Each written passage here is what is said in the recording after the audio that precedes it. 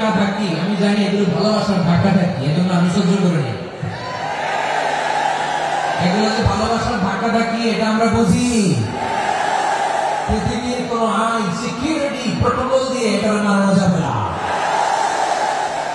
কারণ এটা তো ভালোবাসা, লাভ। লাভ কোন আইন কানুন দিয়ে বাধা যায় না, মানানো যায় না, ঠিক কেন?